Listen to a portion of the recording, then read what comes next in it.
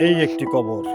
এখানে শুয়ে আছেন একজন সফল ব্যক্তি, যে মানুষটি পৃথিবীতে জীবিত অবস্থায় পৃথিবী জয় করেছিলেন। সুশিক্ষায় শিক্ষিত হয়ে ভালো একটি চাকরি করে তিনি তার সংসার, পরিবার, পরিজন এবং সমাজকে পরিচালিত করেছেন। তার মৃত্যুর পর নিথর দেহ পড়ে আছে এখানে। বছরের পর বছর যায়, কাউকে দেখা যায় না এই কবরের পাশে দাঁড়িয়ে দুহাত তুলে দোয়া করতে। খোঁজ নিয়ে দেখা গেল উচ্চশিক্ষায় শিক্ষিত তার সন্তানদের দেশে বিদেশে বড় বড় চাকরি করেন, তারা সময় পান না। আসলেই কি সে তার জীবনে সফল? আমি তো সফলতা সেই জিনিসটাকে বলবো, যদি সে তার সন্তানদেরকে সুশিক্ষায় শিক্ষিত করতে পারত ধর্মীয়ভাবে। সে তার সন্তানকে শিক্ষিত করেছে, সে তার সন্তানকে পরিণত করেছে একজন বড় পুরুষে, একজন সাকসেস পুরুষে। জাগতিকভাবে তাকে পড়াশোনা শিখিয়ে তাকে মানুষের মতো মানুষ করেছে।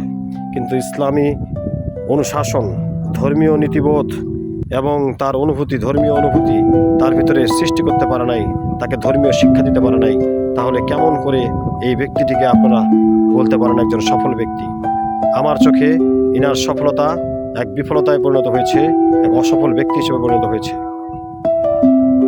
সন্তানদেরকে সঠিকভাবে পালন করুন, যাতে আপনার সন্তান আপনার মৃত্যুর পর অন্তত মাসে একবার সে আপনার কবরের পাশে দাঁড়িয়ে দুহাত তুলে দোয়া করে, রব্বির হামহুমা কামা রাব্বায়ানি সাগীরা।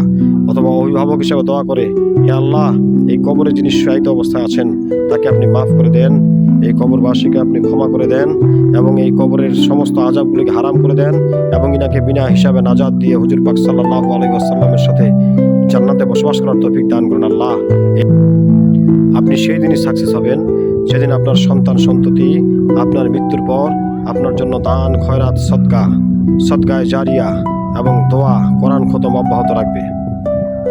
ইহকালে এবং পরলৌকিক দুই কালেই যদি আপনি সফল হতে চান, এই কবরে শুয়ে শুয়ে আপনি যদি হাসতে চান, তাহলে আপনার সন্তান সন্ততি, আপনার অধীনস্থদেরকে যেমন আপনাকে জাগতিক শিক্ষা দিতে হবে, তেমন পারলৌকিক শিক্ষা, ধর্মীয় অনুভূতি তাদের অন্তরে আপনাকে সঞ্চার করতে হবে, যাতে আপনার সন্তান সন্ততি বা আপনার পরবর্তী প্রজন্ম আপনার মৃত্যুর পরও আপনার জন্য দোয়া খায়ের করে, আপনার জন্য সওয়াব অব্যাহত রাখে, সওয়াব জারি রাখে আপনার কবরে।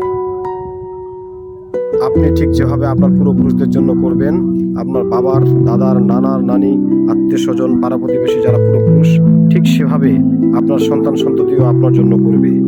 এই জন্য তাদেরকে সাথে নিয়ে ধর্মীয় অনুশাসনগুলো পালন করুন, ধর্মীয় রীতিনীতি পালন করুন, যাতে পরবর্তী প্রজন্ম শিখে এবং সেই হিসাবে তারা যেন পথ চলে এবং এর মাধ্যমে আপনি জয়ী হবেন ইহকালে এবং পরকালে। আমার এই ছোট্ট ভিডিওটি যদি আপনার ভালো লাগে, অবশ্যই শেয়ার করে দিবেন, যাতে অগণিত মানুষ যারা বিভ্রান্তির মধ্যে আছে তারা শিখতে পারে এবং তাদের সন্তানদেরকে ধর্মীয় শিক্ষায়, ধর্মীয় অনুশাসনে সুশিক্ষিত করতে পারে।